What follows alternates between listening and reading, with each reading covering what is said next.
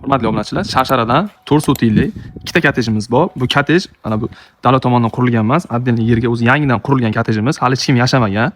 Qurilish tugagan. Ikkalasining ham proyektlari bir xil. Hozir mana bittasini ichini ko'rib o'tamiz. Darvozalari ham yaxshi darvozalardan qo'yilgan. Hovlisi zeleniy zonalar joy qoldirilgan. Hojatxona, hovuz qoldirilgan 6 tonnalik. Bu tarafdan ham hovliga chiqish uchun eshik qoldirilgan. Uyimizda asosiy qismini, ya'ni o'sha xonalarimizni ko'ramiz.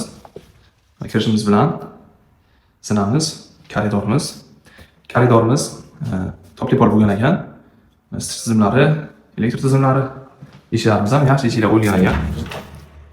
Birinchi xonamiz pol bo'lgan ekan, xonamiz. Ustilar hammasi chiroyli bo'lib qo'yilgan. Limonlar to'liq bitgan. Keyingi xonamiz oshxona. Oshxonamiz ham topli-pol bo'lgan ekan, tayyor. Ko'rib turibsizlar. Eshiklarimiz ham yaxshi eshiklar bo'lgan ekan. Keyin sanuzilimiz ham issiqxona bo'lgan.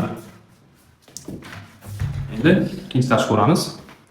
Ikkinchi etajimiz ham zinalar chiroyli bo'lib qo'yilgan ekan. Chiqishga ham qiyin emas, qulaygina qilingan ekan.